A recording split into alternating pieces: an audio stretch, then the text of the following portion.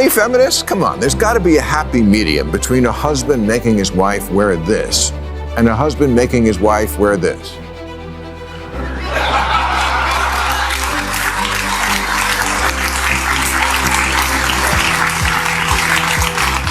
I know 1619 was bad, but this is happening right now, right under your nose rings.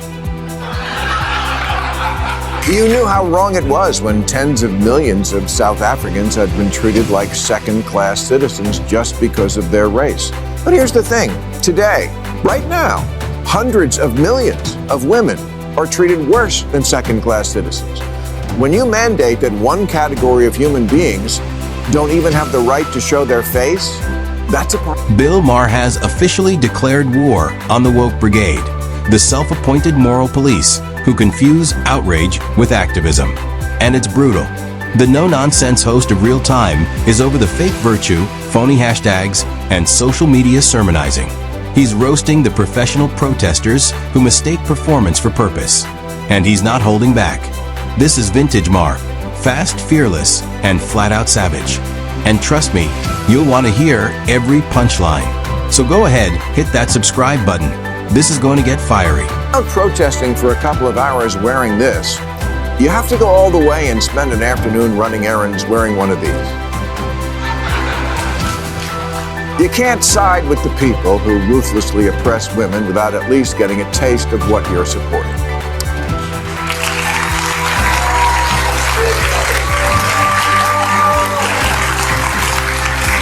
The thing about Bill Maher is he doesn't waste words. He goes right for the weak spot and lands every hit. When the woke crowd starts defending extremists under the banner of justice, Maher calls it exactly what it is: blind hypocrisy. If you're marching, tweeting, and chanting for a cause you don't actually understand, maybe it's time to stop playing activist and start learning the facts. It's easy to wear pins and scream slogans from safety. It's a whole different story when you're living through the horrors you're romanticizing online. Maher's opening was a knockout punch, but the next line, pure detonation. Now that summer is here and the Hamas-backing college protesters have dispersed back to their summer internships at Goldman Sachs, I thought it might be a good time to say this. I actually admire your youthful idealism, and our world would be poorer without it. Much like your parents who just wasted 300 grand on that ignorance factory you call a college.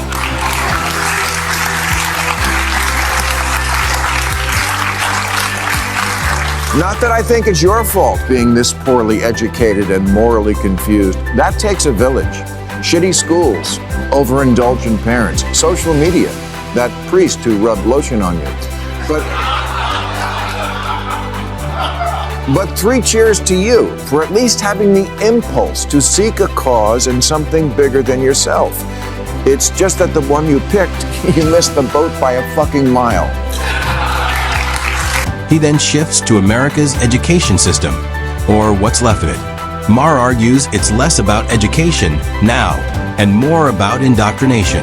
Universities have become factories mass-producing activists instead of thinkers. Students spend hundreds of thousands in tuition only to graduate with mountains of debt and degrees in outrage studies. No one's being taught how to reason anymore, just how to react. Maybe if schools encouraged real critical thought, people wouldn't find themselves waving flags for terrorist groups. It doesn't take a PhD to recognize Hamas as a terrorist organization. It takes a search bar. And yet, ignorance has become fashionable.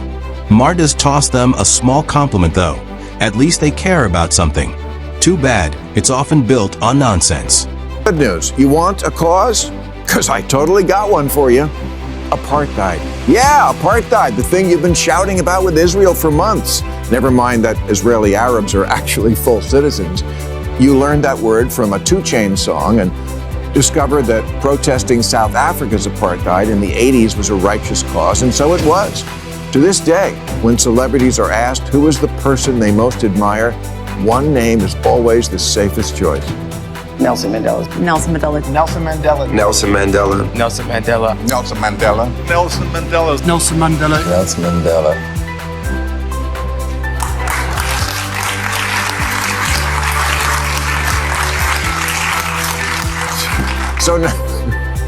So naturally, when you heard that Israel was an apartheid state, it gave you such a boner, you literally pitched a tent.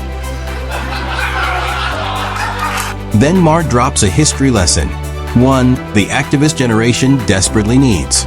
He invokes Nelson Mandela, a man who fought for genuine liberation, not social media relevance.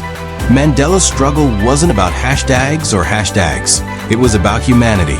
He sacrificed decades of his life to unite a divided nation, guided by knowledge, patience, and moral conviction.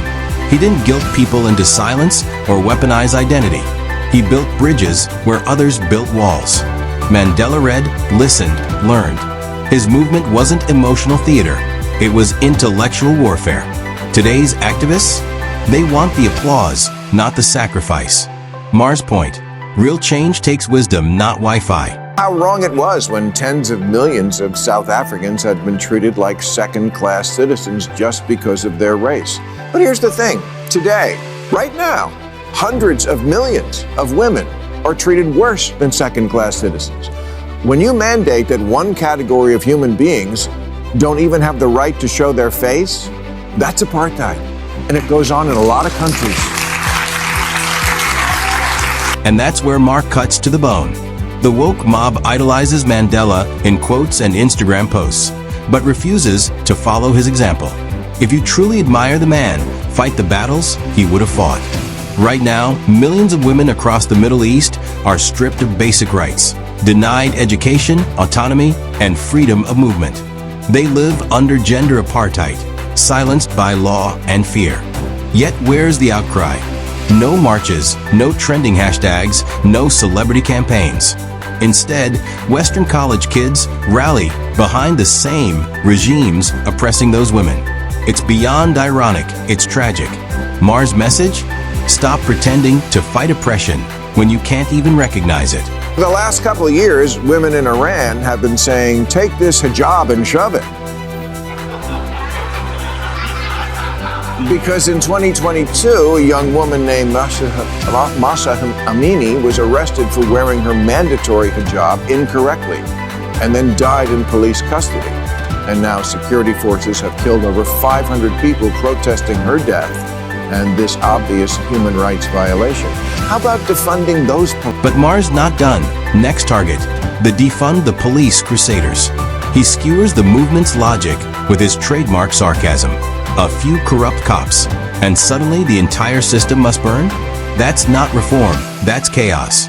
Meanwhile, real authoritarian abuse happens every day in places like Iran, where morality police literally patrol the streets, beating and arresting women for showing hair.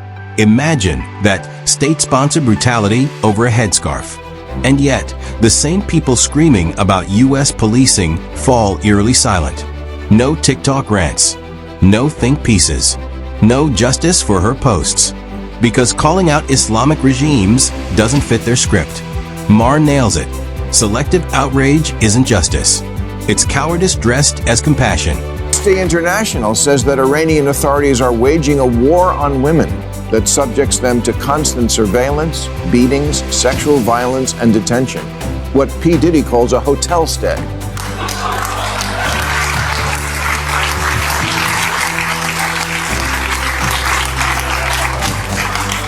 In Iran, Me Too isn't a movement. It's what a woman says when another woman says, my life sucks. Maher then zooms out and makes a bold comparison. For all its flaws, the United States is a paradise compared to much of the world, especially for women. Here, women drive, vote, own property, lead companies, and speak freely. They can be soldiers, senators, or CEOs. And yet, some of the loudest critics of America enjoy every freedom they claim doesn't exist. Instead of defending their rights, they mock the system that gave them those rights. The real kicker? Many of these activists end up cheering for ideologies that would strip them of every liberty they take for granted. Maher's verdict: this isn't activism, it's ignorance on parade. Muhammad is a human rights activist who got married off to a Muslim man with fundamentalist views about women, not exactly uncommon in the Muslim world. He forced her to wear the niqab all the time, including once beating her because she took her hijab off at home. because the apartment had a window through which people might see in. And this was in Vancouver. Here's what Yasmin said about veiling. It just suppresses your humanity entirely. It's like a portable sensory deprivation chamber, and you are no longer connected to humanity. You can't see properly. You can't hear properly. You can't speak properly. People can't see you. You can only see them. Just little things, passing people on the street and just making eye contact and smiling, that's gone. You're no longer part of this world, and so you very quickly just shrivel up into nothing under there. And that's my answer when someone says Islamophobe. Then came the silence. The audience froze when Maher said it, because he crossed the invisible line no one dares touch. He pointed out how it's open season on Christianity, but taboo to question Islam.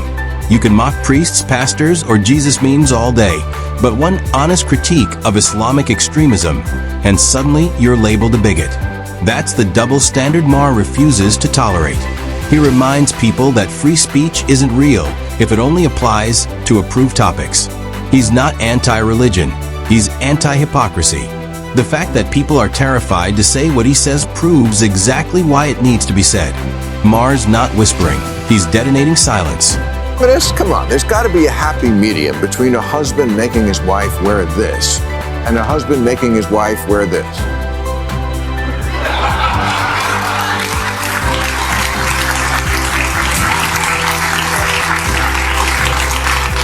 I know 1619 was bad, but this is happening right now, right under your nose. Next, Maher calls out the New Age feminists, and let's just say it's about time. When Kanye West makes a comment about how his wife dresses, social media explodes. Feminists rush to brand him oppressive, controlling, toxic.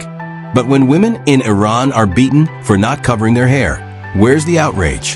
Where's the sisterhood? The silence is deafening. Maher tears into this inconsistency. If you're going to preach women's rights, then stand for all women, not just the ones with Wi-Fi and Instagram.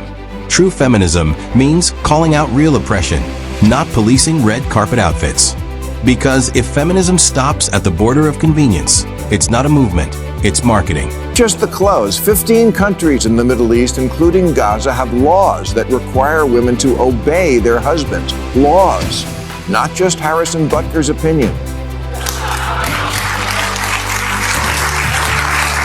By the end, Maher's not just cracking jokes. He's cutting through delusion.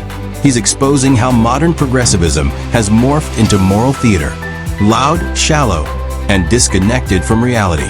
These activists champion empty causes, ignore real suffering, and attack the very freedoms that allow them to protest.